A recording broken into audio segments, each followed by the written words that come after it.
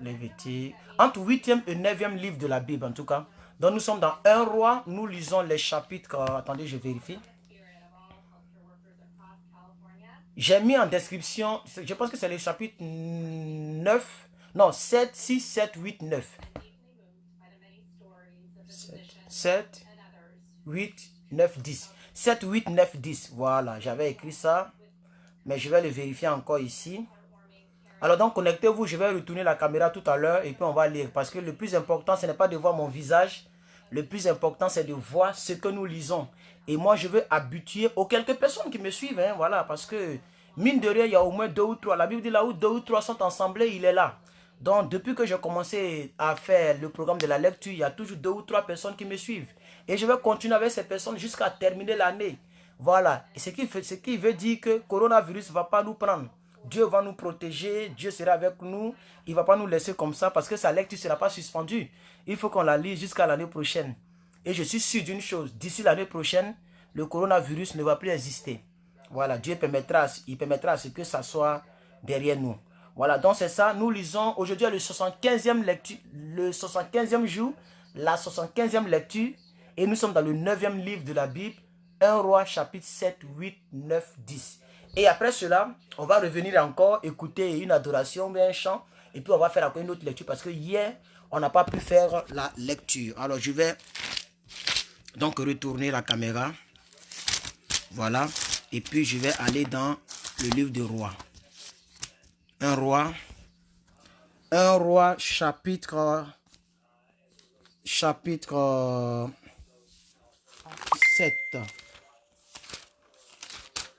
Un roi chapitre 7. Un roi chapitre 7. Voilà.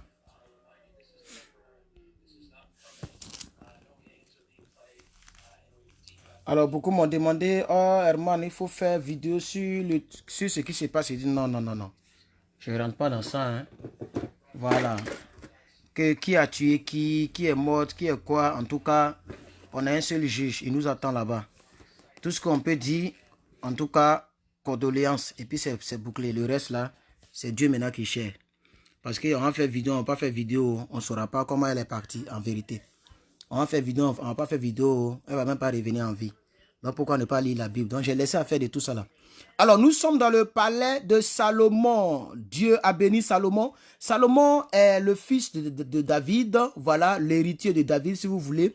Et Salomon a fait quelque chose qui a étonné Dieu. La Bible dit Salomon a tué 1000 bœufs. Imaginez-vous le sang de 1000 bœufs qui coule. Non, mais c'est pas la peine. Un bœuf qui est gros comme ça, il a tué 1000 bœufs en un seul jour. Et la nuit qui a suivi, Dieu était obligé de venir rendre visite à Salomon. Et Dieu a demandé à Salomon, qu'est-ce que tu veux que je te donne? Parce que ce que tu as fait là, moi-même, personne encore, même ton propre père n'a pas fait ça. Qu'est-ce que tu veux que je te donne? Salomon dit, ah, tu m'as donné un héritage. Mon père a été un grand, on peut le dire, un grand président, ou bien un grand roi. Il a laissé un peuple, une multitude de peuples derrière lui. Comment je vais conduire ce peuple-là si tu ne me donnes pas la sagesse? Comment je vais conduire ce peuple-là si tu ne me donnes pas la force, l'intelligence, l'humilité, etc. En tout cas, il a demandé des choses immatérielles. Et Dieu lui a dit, tu n'as pas demandé la mort de tes ennemis. Tu n'as pas demandé l'argent. Mais non seulement je vais te donner ce que tu as demandé, mais je te donnerai en plus de cela l'argent, la royauté, la grandeur, le respect. Et il n'y aura aucun roi plus puissant et plus riche que toi dans la Bible. Non, pas dans la Bible, mais qui a existé et qui existera. Donc, David est le roi le plus riche depuis que la terre existe. C'est ce que ça veut dire. C'est Dieu qui a parlé, c'est lui qui a dit. Alors, on va donc lire l'histoire. J'ai dit David, pardon, Salomon. On va donc lire l'histoire de Salomon concernant le palais de Salomon. Il a fini de construire le temple de l'Éternel. Regardez bien ici. Salomon l'a construisit, donc c'est la maison de Dieu, dans l'espace de 7 ans. Donc un homme comme ça, après avoir tué 1000 bœufs, il prend 7 années de sa vie pour construire un temple à l'Éternel. On va lire maintenant la suite de l'histoire. Voilà. Tout à l'heure, j'ai dansé là, il y avait 13, 14 personnes en ligne. Dès qu'il est fini de danser net, ils sont partis. On me dit, il y a 8 personnes en ligne. Oh, vraiment. Salomon, salut maman Denise là. Salomon bâtit encore sa maison, ce qui dura 13 ans jusqu'à ce qu'il l'ait entièrement achevé. Il construisit d'abord la maison de la forêt du Liban, longue de 100 coudées, large de 50 coudées et haute de 30 coudées. Elle reposait sur 4 rangées de colonnes de cèdre et il y avait des poutres de cèdre sur les colonnes. Verset 3. On couvrit de cèdre les chambres supportées par les colonnes et qui étaient au nombre de 45 15 par étage, donc 3 étages. Il y avait 3 étages, je l'avais déjà dit. Il y avait 3 étages à chacun desquels se trouvaient des fenêtres les unes vis-à-vis des autres. Toutes les portes et tous les poteaux étaient formés de poutres en carré et à chacun des 3 étages, les ouvertures étaient les unes vis-à-vis des autres. Il fit le portique des colonnes, long de 50 coudées et large de 30 coudées, et un autre portique en avant avec les colonnes et des degrés sur leur front. Il fit le portique du trône où il donc rendait la justice, c'est-à-dire où il jugeait les gens, le portique du jugement et le couvrit de cèdre depuis le sol jusqu'au plafond. Sa maison d'habitation fut construite donc de la même manière dans une autre cour derrière le portique. Il donc fit une maison du même genre que ce portique pour la fille de Pharaon qu'il avait prise pour femme. Pour toutes ces constructions, on employa de magnifiques pierres taillées d'après des mesures sciées avec la scie intérieurement et extérieurement, et cela depuis les fondements jusqu'aux corniches et en dehors de la grande cour, à la grande cour, et en dehors jusqu'à la grande cour. Les fondements étaient en pierre magnifique et de grande dimension, en pierre de 10 coudées et en pierre de 8 coudées. Au-dessus, il y avait donc encore de magnifiques pierres taillées d'après des mesures et du bois de cèdre. La grande cour avait dans tout son circuit 3 rangées de pierres de taille et une rangée de poutres de cèdre, comme le parvis intérieur de la maison de l'Éternel et comme le portique de la maison. Le roi Salomon fit venir de Tyr Hiram, fils d'une veuve de la tribu de Naphtali et d'un père tyrien qui travaillait les reins. Hiram était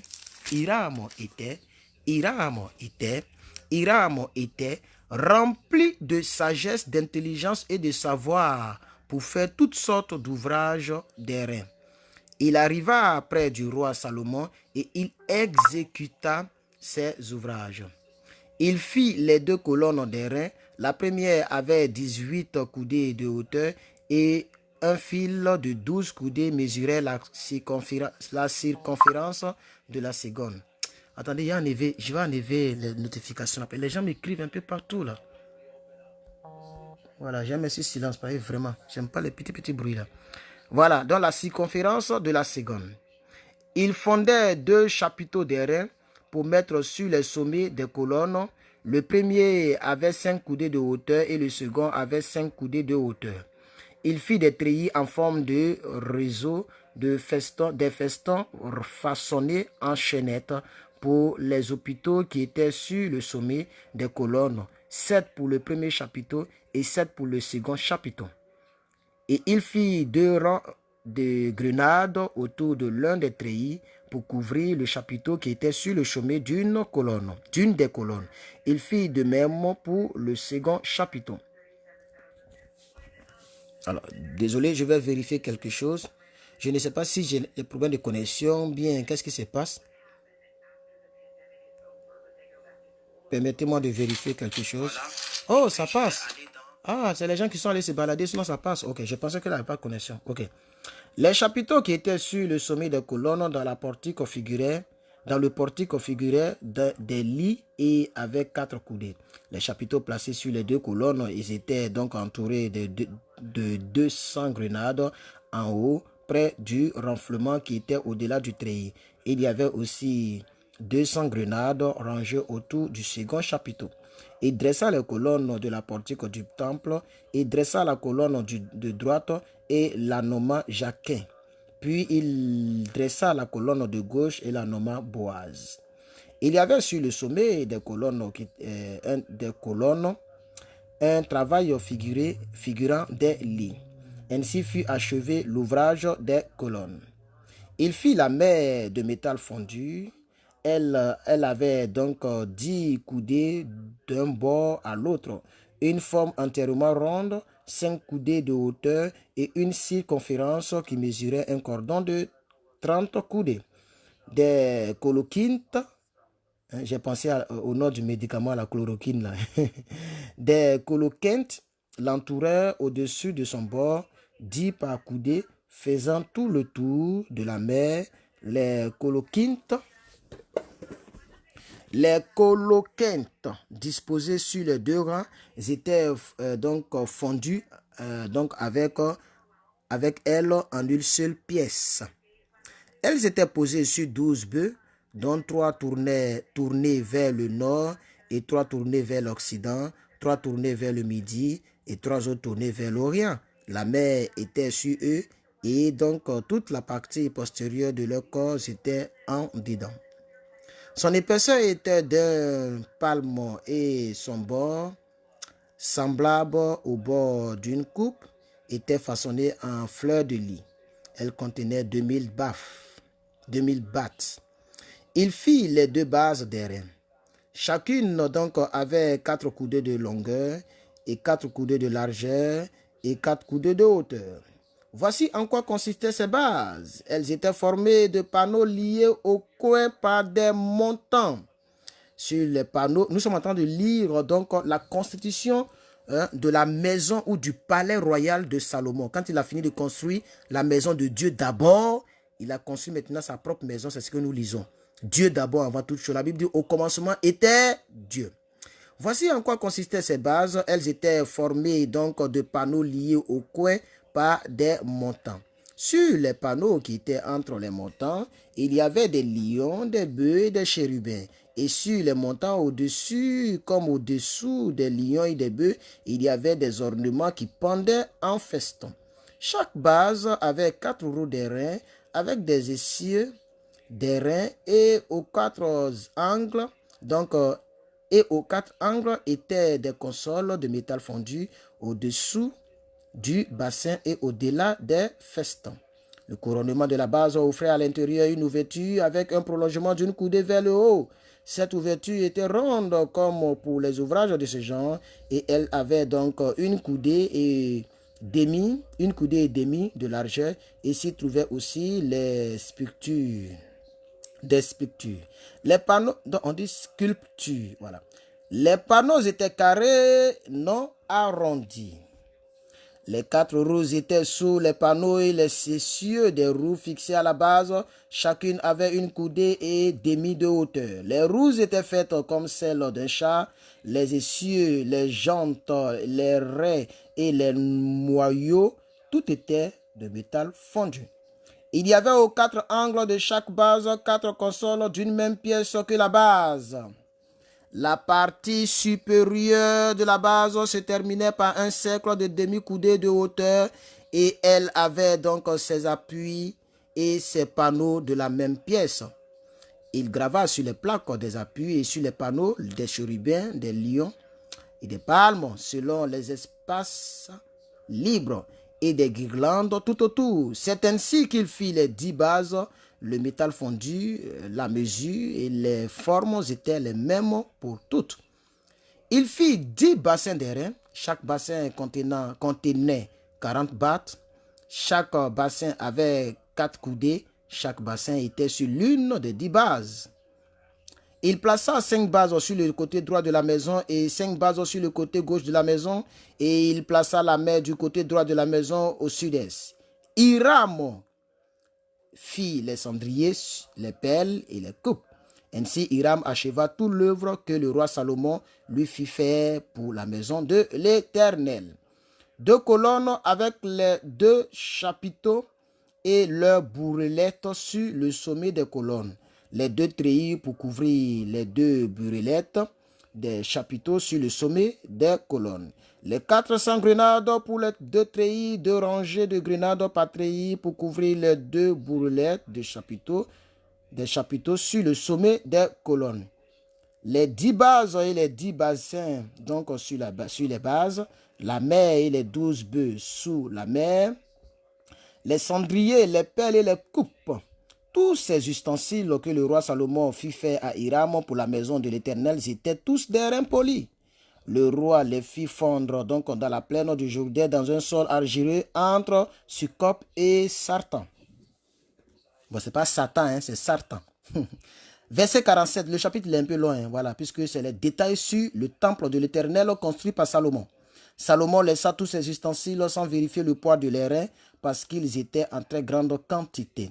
Salomon fit encore tous les autres ustensiles pour la maison de l'Éternel, l'autel d'or, la table d'or sur laquelle on mettait les pains de proposition, les chandeliers d'or pur, 5 à droite et 5 à gauche devant le sanctuaire avec les fleurs, les lampes, les mouchettes d'or, les bassins, les couteaux, les coupes, les tasses et les brasiers d'or pur. Et les gants d'or pour la porte de l'intérieur de la maison à l'entrée du lieu très saint et pour la porte de la maison à l'entrée du temple. Ainsi fut achevé tout l'ouvrage que le roi Salomon fit pour la maison de l'Éternel, puis il apporta l'argent, l'or et les ustensiles que David son père avait consacrés et il les mit dans les trésors de la maison de l'Éternel. Alors, nous avons fini donc les 51 versets du chapitre 7 qui donc nous parle de la construction du temple de l'Éternel par Salomon, le nouveau roi après David. On va voir l'arrivée de l'arche de l'Alliance qui avait été cachée de l'autre côté et la gloire de l'Éternel qui va remplir cette maison. Bon, il y a un bruit dehors là, je ne sais pas qui fait quoi, mais le bruit là, je ne sais pas ça aussi, ça vous gêne, mais bon, on va faire avec. Alors le roi Salomon assembla près de lui à Jérusalem les anciens d'Israël et tous les chefs de tribus, les chefs de famille des enfants d'Israël, pour transporter de la cité de David, qui est Sion, l'arche de l'alliance de l'Éternel. Tous les hommes d'Israël se réunirent auprès du roi Salomon au mois d'Étanim, qui est le 7e mois pendant la fête. Lorsque tous les anciens d'Israël furent arrivés, les sacrificateurs portèrent l'arche et transportèrent l'arche de l'alliance, la tente d'assignation et tous les ustensiles sacrés qui étaient dans la tente. Ce furent les sacrificateurs et les Lévites qui les transportèrent. Verset 5. Le roi Salomon et toute l'assemblée d'Israël convoquée auprès de lui se tient devant l'arche. Il donc sacrifiait des brebis et des bœufs qui ne purent être ni comptés ni dénombrés à cause de leur multitude. Les sacrificateurs portèrent l'arche de l'alliance de l'Éternel à la place dans le sanctuaire de la maison dans le lieu très saint, sous les ailes des chérubins. Car les chérubins avaient les ailes étendues sur la place de l'arche et ils couvraient l'arche et les barres par-dessus. On avait donné aux barres une longueur telle que leurs extrémités se voyaient du lieu saint devant le sanctuaire, mais on ne voyait point du dehors. Elles ont été là jusqu'à ce jour. Il n'y avait dans l'arche que les 2 tables de pierre que Moïse y déposa en Horeb. Attendez par là, donc en parenthèse, les 10 commandements, voilà, pour que les gens soient situés. Lorsque l'Éternel fit alliance avec les enfants d'Israël à leur sortie du pays d'Égypte, au moment où les sacrificateurs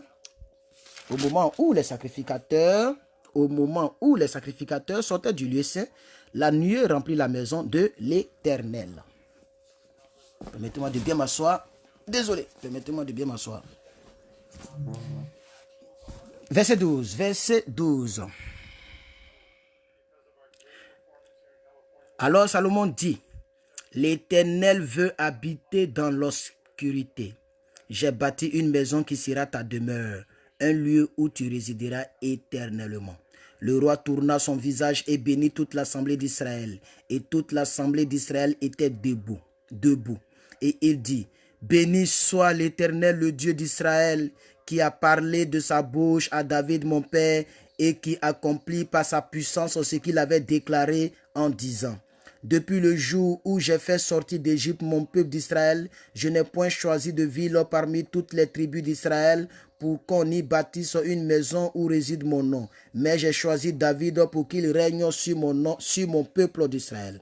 David, mon père, avait l'intention de bâtir une maison au nom de l'Éternel, le Dieu d'Israël. Et l'Éternel dit à David, mon père, puisque tu as eu l'intention de bâtir une maison à mon nom, tu as bien fait d'avoir eu cette intention. Seulement, ce ne sera pas toi qui bâtiras la maison, mais ce sera ton fils sorti de tes entrailles qui bâtira la maison en mon nom. L'Éternel a accompli donc la parole qu'il avait prononcée. Je me suis élevé à la place de David, mon père, et je me suis assis sur le trône d'Israël, comme l'avait annoncé l'Éternel. Et j'ai bâti la maison au nom de l'Éternel, le Dieu d'Israël.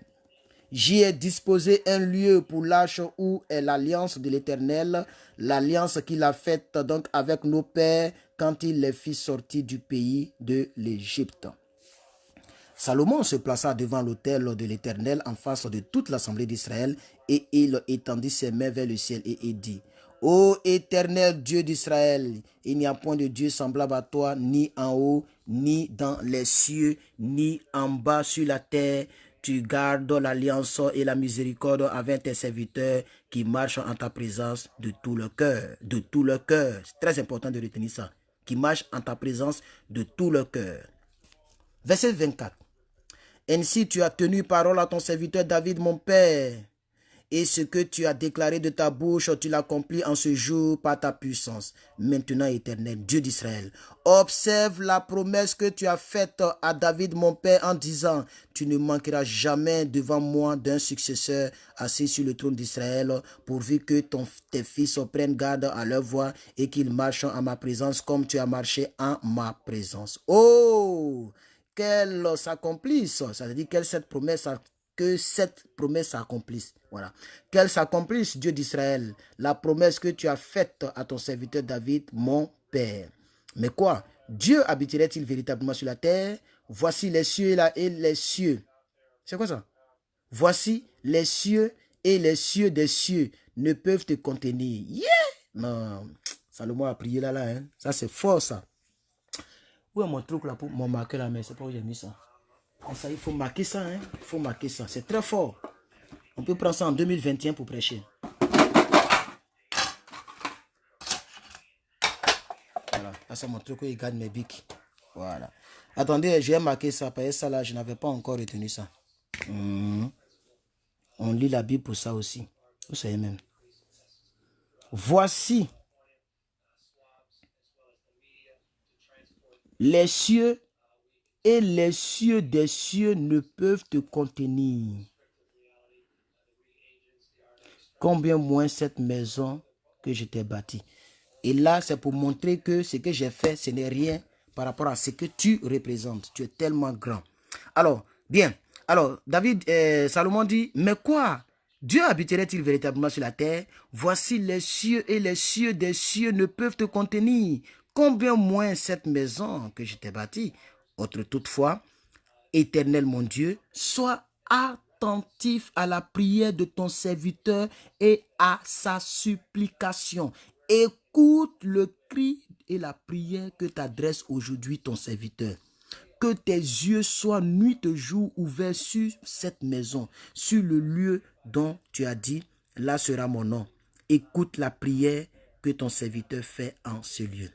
Daigne exaucer la supplication de ton serviteur et de ton peuple d'Israël lorsqu'ils prieront en ce lieu. Exauce du lieu de ta demeure des cieux, exauce et pardonne.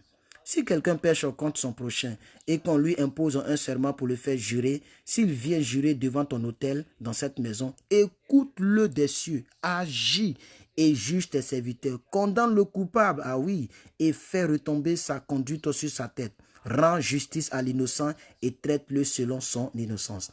Que ton peuple d'Israël sera battu par l'ennemi. Non, pardon.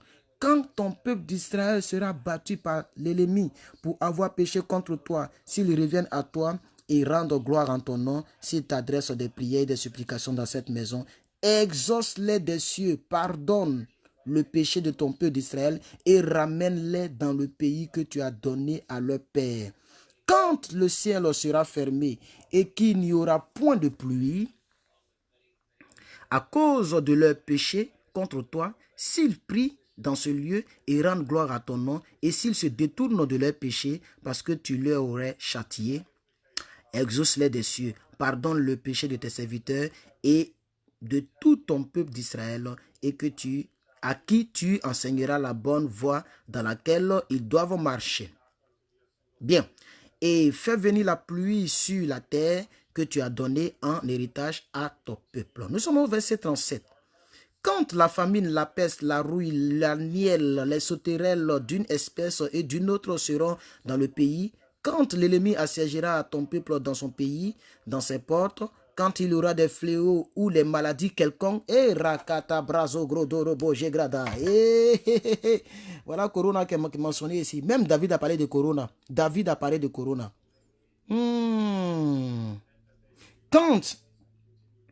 Quand il y aura des fléaux. Fléaux, c'est quelque chose qu'on n'a pas encore vu. Et des maladies quelconques. Quand ça va venir là, ton peuple là, qu'est-ce qui va se passer? Il dit, si un homme, virgule, si tout ton peuple d'Israël là, c'est les enfants de Dieu, que nous, vous et moi, fait entendre des prières et des supplications, et que chacun reconnaît la plaie de son cœur et étende les mains vers cette maison, exauce-le des cieux, du lieu de ta demeure, pardonne et agis, et rends à chacun selon ses voies, toi qui connais leur cœur, le cœur de chacun, car seul tu connais le cœur de tous les enfants des hommes. Les chapitres de là sont longs, hein? Ainsi, ils te craindront pour tout le temps qu'ils vivront dans le pays que tu as donné à nos pères. Quand l'étranger, qui n'est pas de ton peuple d'Israël, viendra d'un pays lointain à cause de ton nom, car on saura que ton nom est grand, ta main forte et ton bras étendu. Quand il viendra prier dans cette maison, exauce-le des cieux, du lieu de ta demeure, et accorde à cet étranger tout ce qu'il te demandera, afin que tous les peuples de la terre connaissent ton nom pour te craindre, comme ton peuple d'Israël, et sache que ton nom est invoqué sur cette terre, cette maison que j'ai bâtie. Quand ton peuple sortira pour combattre son ennemi, en suivant la voie que tu lui auras prescrite, s'il adresse à l'Éternel donc des prières, les regards tournés vers la ville que tu as choisie et vers la maison que j'ai bâtie à ton nom, exauce des cieux leurs prières et leurs supplications, et fais leur droit quand ils pécheront contre toi, et fais leur droit. Verset 46. Quand ils pécheront contre toi, car il n'y a point d'homme qui ne pêche. Quand tu seras irrité contre eux et que tu les livreras à l'ennemi, qui les amènera captifs dans un pays, lointain, dans un pays ennemi, lointain ou rapproché, s'ils rentrent en eux-mêmes dans le pays où ils seront captifs, s'ils reviennent à toi et t'adressent des supplications dans le pays de ceux qui les ont amenés et qu'ils disent, nous avons péché, nous avons commis des iniquités, nous avons fait le mal.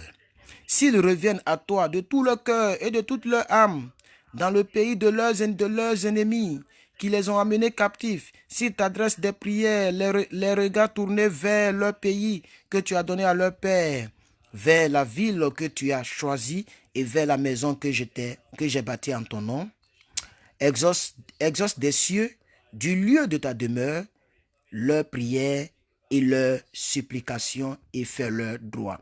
Pardonne à ton peuple ses péchés et à toutes ses transgressions contre toi. Excite la compassion de ceux qui les retiennent captifs, afin qu'ils aient pitié d'eux.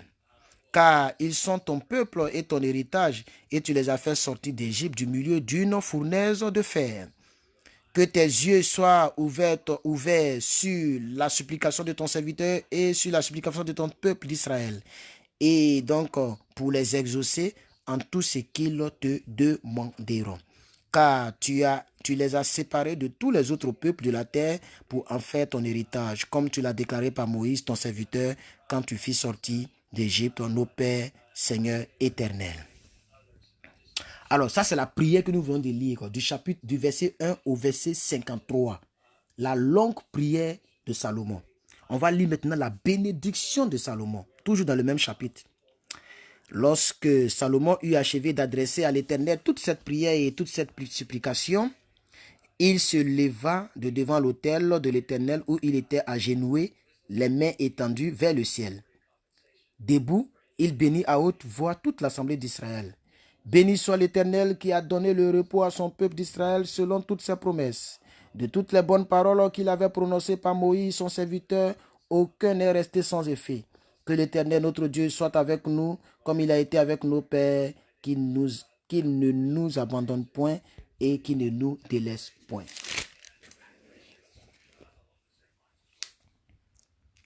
Mais qu'il incline donc nos cœurs vers lui, afin que nous marchions dans toutes ses voies et que nous observions ses commandements, ses lois, ses ordonnances qu'il a prescrits à nos pères.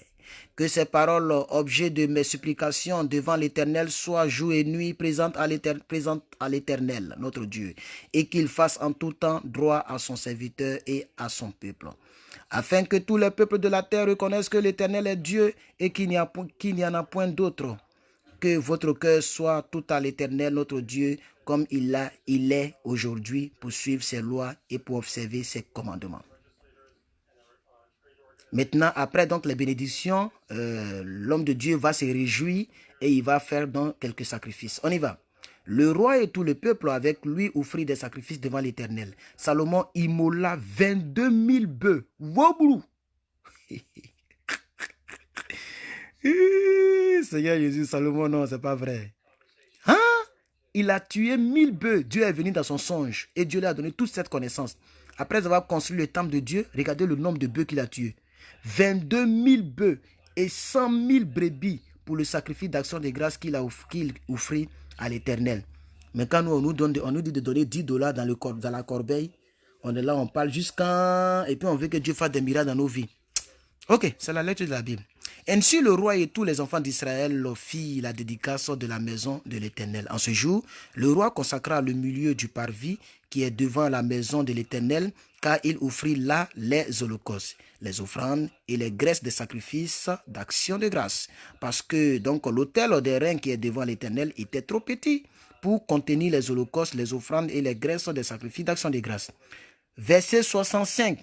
Salomon célébra la fête en ce temps-là, et tout Israël avec lui. Une grande multitude venue depuis les environs de Hamath jusqu'au torrent d'Égypte s'assembla devant l'Éternel notre Dieu pendant 7 jours et 7 autres jours, soit 14 jours le total. Le 8e jour, il renvoya le peuple et ils bénirent le roi.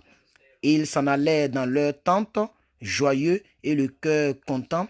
Mais un coup, on donne 23 000 bœufs. Les gens seront contents. Et le cœur content pour tout le bien que l'Éternel avait fait à David, son serviteur, et à Israël, son peuple. Nous venons de lire les 66 versets du chapitre 8. Nous allons entamer et nous allons lire les 28 versets du chapitre 9 et nous allons terminer la lecture avec le chapitre 10. Le chapitre 9, il est question donc de la seconde apparition de Dieu à David. Ça, c'est normal. Parce que quand il a tué 1000 bœufs. Salomon a tué 1000 bœufs. Dieu est venu dans son songe. Et maintenant, il a tué 23 000 bœufs. C'est là que Dieu va rester au ciel. Non, vous aussi. Soyons sérieux. Où il a tué 1000 bœufs là, pour donner à Dieu là. Dieu est venu pour dire, mon fils Salomon, que veux-tu que je te donne? Salomon dit, donne-moi l'intelligence, la sagesse pour diriger le peuple. Il dit, en plus de cela, je te donne l'argent, je te donne la santé, la longévité, la royauté, l'intelligence supérieure. Il n'y aurait aucun autre roi plus riche que toi. Maintenant, Salomon dit, donc je connais ton secret. Toi, quand on te donne là, c'est là que tu viens. Donc, au lieu de 1000 bœufs, je vais multiplier ça par 23 000. Et puis, il a donné encore combien de brebis? On va relire ça rapidement. C'est très important. Regardez bien ici. Salomon immola 22 000 bœufs et 5 000 brebis. 22 000 plus 5 000, ça fait calcul mentalement 27 000 animaux qu'il a tués. Hein? Alors donc Dieu va venir. On s'en va lire maintenant le chapitre 9. Lorsque Salomon eut achevé de bâtir la maison de l'Éternel, la maison du roi et tout ce qui lui plut de faire, l'Éternel apparut à Salomon une seconde fois, comme il lui était apparu donc à Gabaon. Et l'Éternel lui dit, j'exauce ta prière. J'exauce ta prière, petit, et ta supplication que tu m'as adressée. Je sanctifie cette maison que tu as bâtie pour y mettre à jamais mon nom. Et j'aurai toujours là mes yeux et mon cœur. Et toi, mais c'est pas parce que tu as donné quelque chose à Dieu que le côté de la sainteté et de l'application à la parole de Dieu n'a plus son sens. C'est ce que la Bible nous enseigne au verset 4. Dieu dit, il dit, et toi, si tu marches en ma présence comme a marché ton père David, ton père, avec sincérité de cœur, avec droiture. Ça ne veut pas dire que David ne péchait pas, mais David était sincère. Même quand il est sorti avec la femme là, il était sincère. Quand il a tué, il est sorti avec la femme d'Uri et il a tué le monsieur. Il était sincère. Quand David aussi demande pardon, il est sincère. C'est ça que Dieu aimait chez David. Il avait un cœur vrai. Mais des chrétiens, vraiment, que Dieu nous aide. Hein? Donc il dit quoi? Et toi, si tu marches en ma présence comme a marché David ton père, avec sincérité de cœur, avec droiture, en faisant tout ce que je t'ai commandé, et si tu observes mes lois et mes commandements, j'établirai pour toujours le trône de ton royaume en Israël, comme je l'ai déclaré à David ton père en disant, tu ne manqueras jamais d'un successeur sur le trône d'Israël. Mais si vous vous détournez de moi, vous et vos fils, si vous n'observez pas mes commandements et mes lois que je vous ai prescrits, et si vous allez servir d'autres dieux, et vous vous prosternez devant eux, alors là, même tes 23 000 bœufs, on s'en fout de ça. J'exterminerai Israël du pays que je lui ai donné. Je regretterai loin de moi la maison que j'ai consacrée à mon nom. Et Israël sera un sujet de sarcasme et de raillerie parmi tous les peuples. Et si, haut placé qu'ait été cette maison, quiconque passera près d'elle sera dans l'étonnement et sifflera. On dira, pourquoi l'Éternel a-t-il ainsi traité ce peuple et cette maison? Et l'on répondra, parce qu'ils ont abandonné l'Éternel. Parce qu'ils ont abandonné l'Éternel, leur Dieu, qui a fait sortir leur père du pays d'Égypte, parce qu'ils se sont attachés à d'autres dieux. Ils se sont prosternés devant eux et les ont servis. Voilà pourquoi l'Éternel a fait venir sur eux tous ces maux. Au bout de 20 ans, Salomon avait bâti les deux maisons, la maison de l'Éternel et la maison du roi. Alors, comme pendant que Hira, roi de Tyr, avait fourni à Salomon des bois de cèdre et des bois de cyprès et l'or autant qu'il en voulait, le roi donna donc à Hiram 20 villes dans le pays de Galilée. Donc ici, le comme est mis pour parce que. Donc parce que Hiram, le roi de Tyr, a aidé Salomon, Salomon lui a donné 20 villes dans la Galilée. Hiram sortit de Tyr pour voir les villes que lui avait... Non, pardonnez, je vais cadrer pour vous. Pour voir les villes que lui donnait Salomon, mais elle ne lui plut point. Et il dit, quelle ville m'as-tu donné là, mon frère? Et il les appela pays de Kabul, le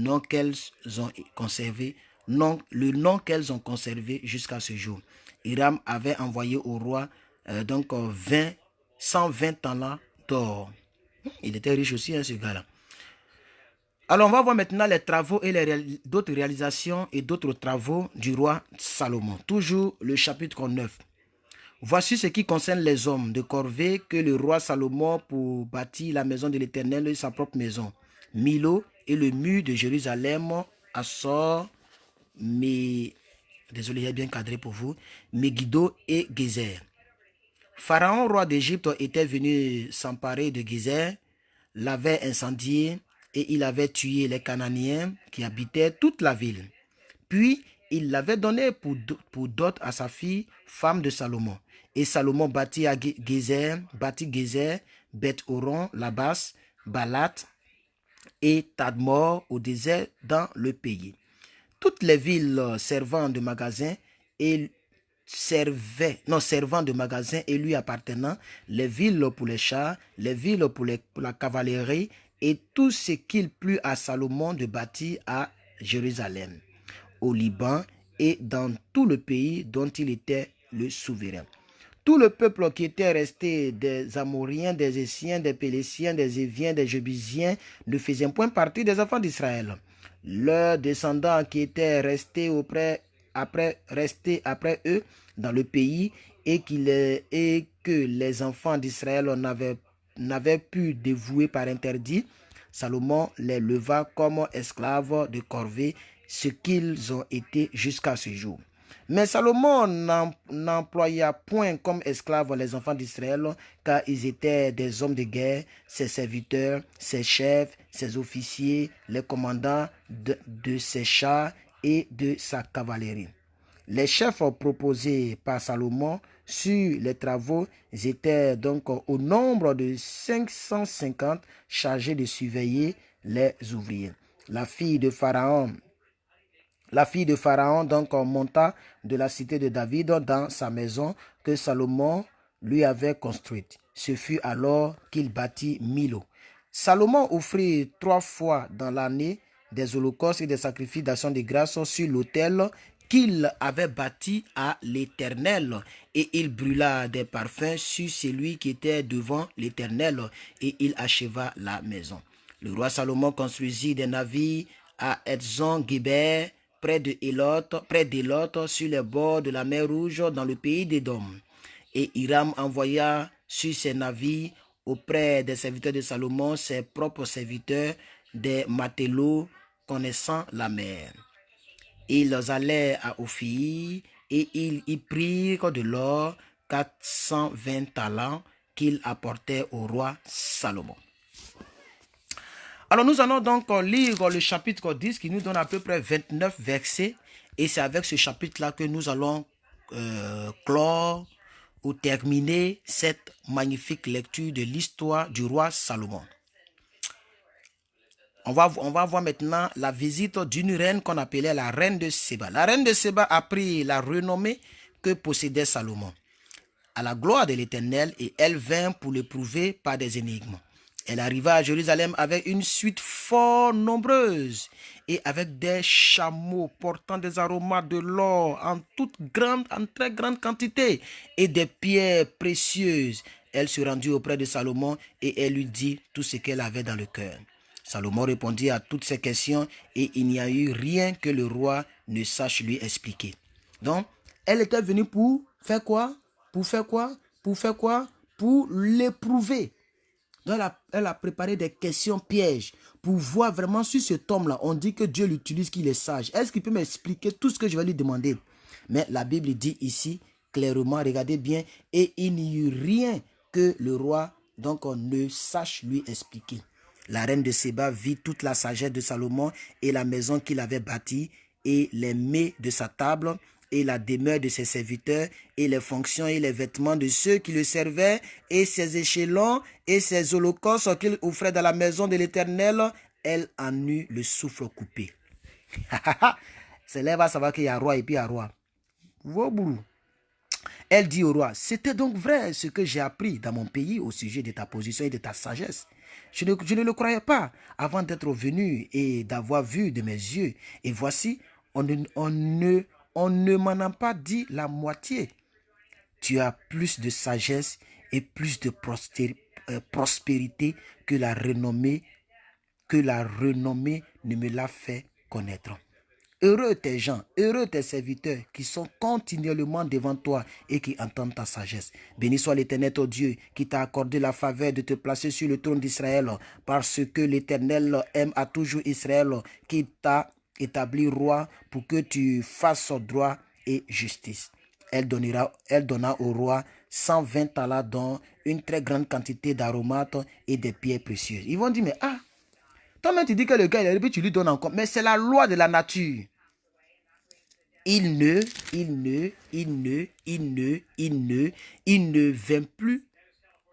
vint plus autant d'aromates que la reine de Séba en donnant au roi Salomon. Les navires de Hiram qui apportaient de l'or d'Ophir amenaient aussi d'Ophir une grande quantité de bois de santal et de pierres précieuses. Le roi fit avec le bois de santal des balustrades pour la maison de l'Éternel et pour la maison du roi, et des harpes, des huttes pour les chantres. Il ne vint plus de ce bois de santal et on n'en a plus vu jusqu'à ce jour. Le roi Salomon donna à la reine de Séba tout ce qu'elle désira et ce qu'elle demanda. Vous voyez? Et il lui fit en outre des présents dignes d'un roi tel que Salomon. Puis elle s'en retourna et alla dans son pays, et elle et ses serviteurs. On va maintenant lire, donc, pour terminer le chapitre 10, la richesse en tant que telle de Salomon. Le poids de l'or qui arrivait à Salomon chaque année était de 666 talents d'or. Ça, c'est le poids, ce n'est pas le nombre, le poids.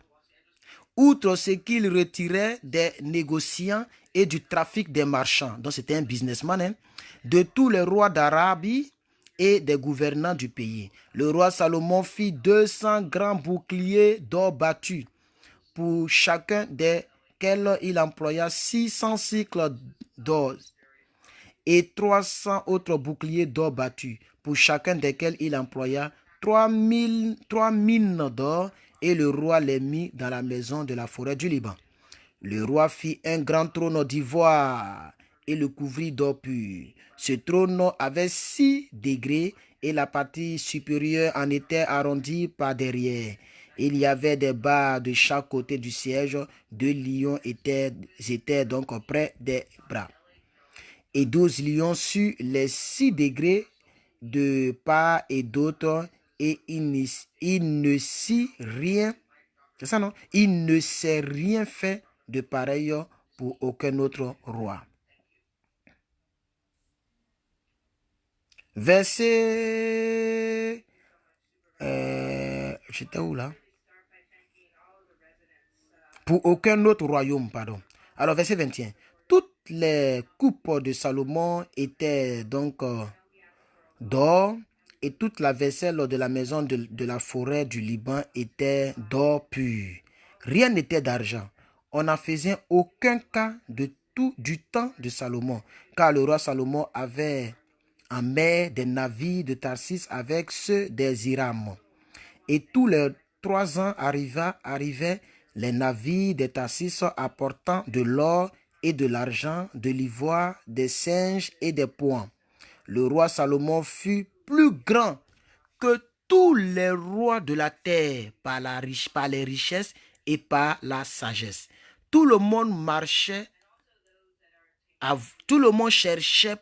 à voir Salomon pour entendre la sagesse que Dieu avait mise dans son cœur.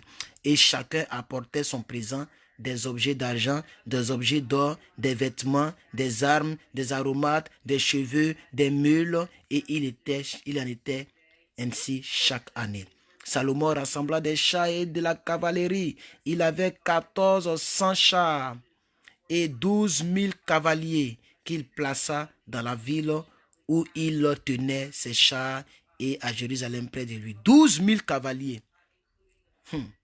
Le roi rendit l'argent aussi commun à Jérusalem que les pierres, et les cèdres aussi nombreux que les sycomores qui croissaient dans la plaine. C'était de l'Égypte que Salomon tirait ses cheveux. Une caravane de marchands du roi allait donc les chercher par troupes à un prix fixe. Un char montait et sortait d'Égypte par 600 cycles d'argent, et un cheval pour 150 cycles. Il en amenait de même avec eux pour tous les rois des Essiens et pour les rois de Syrie. Alors que Dieu vous bénisse, les frères et sœurs. Nous venons de lire donc la parole de Dieu. Je suis très content d'avoir lu la parole de Dieu avec vous. Nous avons lu le chapitre 7, 8, 9, 10. Et ce sont des chapitres particulièrement très longs. Voilà, il y a un chapitre qui a 66 versets, l'autre a 54 versets, l'autre a 29 versets, l'autre a 28 versets. Mais en tout cas, nous avons lu la Bible entièrement. Non, pas entièrement. Nous avons lu l'autre lecture de ce jour.